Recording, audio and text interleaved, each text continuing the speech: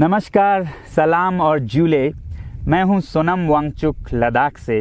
आप में से कुछ लोग हमें जानते होंगे हमारे शिक्षा सुधार के कामों के बारे में, या फिर पर्यावरण के काम में आइस स्तूपा, आर्टिफिशियल ग्लेशियर जैसे कामों के लिए, या फिर आई लिव सिंपली जैसे ग्लोबल मूवमेंट्स जो कि सादा जीवन अपनाकर क्लाइमेट चेंज को रोकने के लिए लोगों को प्रेरित करती है।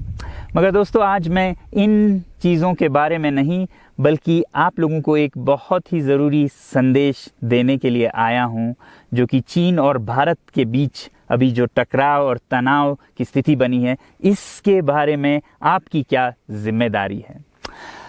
मैं लद्दाख में हूं और आप देख रहे हैं सिंधु नदी को बहते हुए यहाँ, और वो जो पहाड़ियाँ हैं उनके पीछे नुब्रा और चांगथांग के वो इलाके हैं जहाँ पर ये तनाव बढ़ता जा रहा है। हज़ारों सैनिक वहाँ ले जाए जा चुके हैं। सुनने में आया है चीनी वायुसेना के जहाज़ भी वहाँ तैनात किए गए हैं, और 1 घंटे पहले भारतीय वायुसेना के जहाज़ भी मेरे ऊपर मंडरा रहे थे।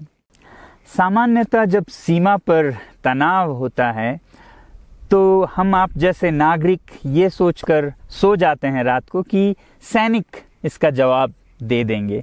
मगर मैं आज आप लोगों को ये ज़रूरी बात बताना चाहता हूँ कि इस बार सिर्फ सैनिक जवाब नहीं, दो तरफा जवाब हो और उसमें नागरिक जवाब भी हो।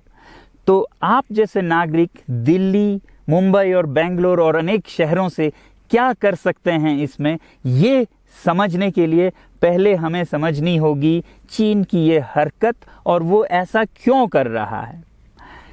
आपने देखा होगा कि ये सिर्फ भारत के साथ नहीं हो रहा है, बल्कि पिछले कई हफ्तों से चीन ये दक्षिण चीनी सागर में वियतनाम, ताइवान और अब हांगकांग के साथ भी छेड़खानी कर रहा है। और मेरा ये विश्लेषण है कि वो ये सब किसी देश के साथ दुश्मनी के वजह से ज़्यादा अपने अंदर की समस्याओं को सुलझाने के लिए कर रहा है। आज चीन को सबसे बड़ा डर है तो अपने जनता से डर है। उनकी 140 करोड़ की आबादी, जो कि एक बंधुआ मजदूर की तरह बिना मानवाधिकारों के चीनी तानाशाह सरकार के लिए काम करते हैं और उसे धनी बनाते हैं। जब वो नाराज़ हो जाए तो फिर एक क्रांति की सी परिस्थिति बन पड़ती है, और इससे चीन बहुत डरता है। आज कोरोना के प्रकोप के बाद चीन में फैक्ट्रियां बंद हैं, एक्सपोर्ट्स बंद हैं और बेरोजगारी 20% तक बढ़ चुकी है। लोग बहुत नाराज़ हैं, क्रांति हो सकती है, तख्ता पलट हो सकता है। इसीलिए चीन पड़ोसियों से दुश्मनी करके अपनी जनता को अपने साथ जोड़ने में लगा हुआ है, और ये पहली बार नहीं कर रहा है। 1962 में जब भारत के साथ जंग की तो वो जंग भी उसने अपने जनता को संभालने के लिए की थी। तब 4 साल का अकाल और भूखमरी हुई थी, और इससे ध्यान हटाने के लिए ये जंग की थी।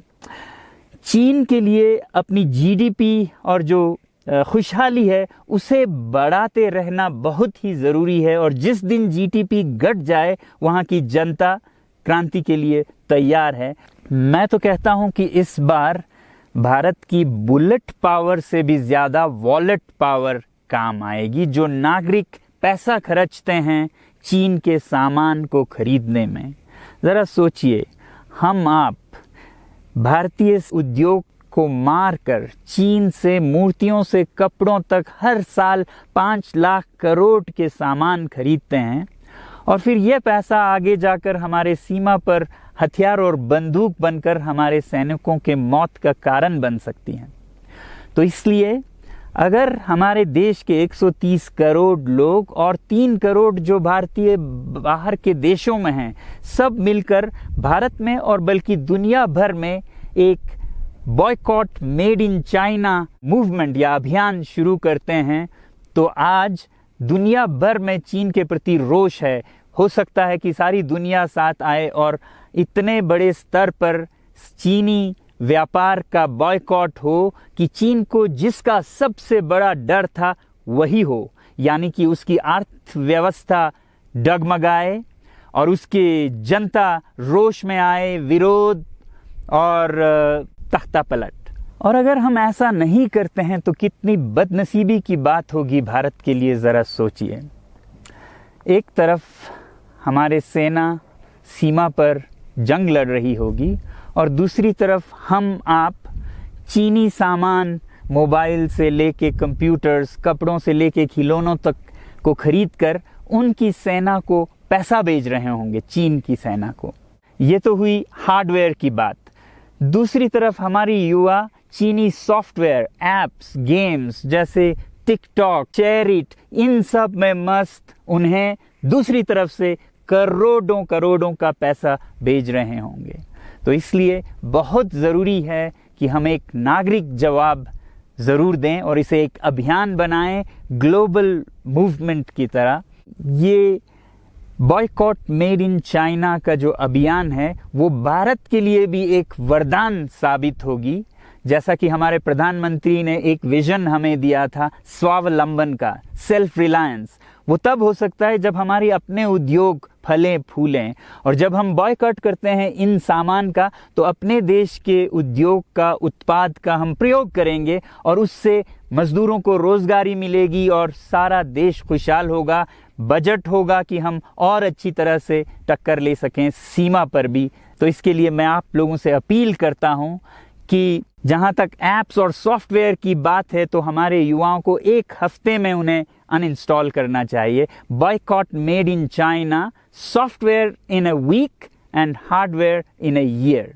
क्योंकि साजो सामान के लिए वक्त लगेगा हमारे अपने देश से और बाहर से विकल्प निकलने तक, तो उसे हम 1 साल के अंदर कर सकते हैं। तो ये हम न सिर्फ अपना प्रतिज्ञा करें बल्कि 100 और लोगों को इसके बारे में समझाएं, शेयर करें सोशल मीडिया पर, और हमारी जो मीडिया है वो जनता तक, देश के कोने कोने तक पहुंचाए।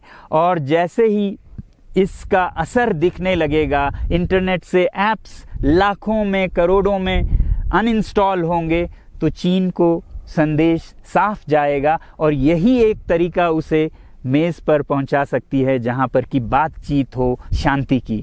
तो जाते जाते मैं ये बता दूं कि मैं क्या करने जा रहा हूं। इस फ़ोन पर जो भी चीनी ऐप्स हैं उन्हें तो मैं 1 हफ्ते में हटा रहा हूं, बल्कि ये फ़ोन जो कि चीन में बना है इसे भी मैं 1 हफ्ते में अपनी ज़िंदगी से अलग कर रहा हूं। और 1 साल के अंदर हर वो चीज़ जिस पे मेड इन चाइना लिखा है उसे ज़िंदगी से निकालने जा रहा हूं। हमें चीन से, चीनी लोगों से कोई समस्या नहीं है, चीनी सरकार और उनकी रवैयों से समस्या है। जब तक चीन में परिवर्तन ना हो हमें ऐसा करना होगा। और आप लोगों से मैं अपील करता हूं कि आप अपने शहर में, अपने मोहल्ले में ऐसे इवेंट्स करें जहां लोग प्रतिज्ञाएं करें कि चीनी सामान का बहिष्कार करें जब तक चीन में परिवर्तन ना हो। और मैं सालों से कहता रहा हूं कि 21वीं सदी में देश के लिए जान देने की नहीं बल्कि जिंदगी देने की ज़रूरत है। लद्दाख में बढ़ते हुए ये देश के लिए जान देने का कारोबार बहुत देखा, और जहां एक तरफ मैं सलाम करता हूं उन लोगों के लिए, उन लोगों को जिन्होंने देश के लिए जान दिया, मगर इस 21वीं सदी में मेरा ख्याल है कि देश के लिए जान देने की नहीं, जिंदगी देने की ज़रूरत है।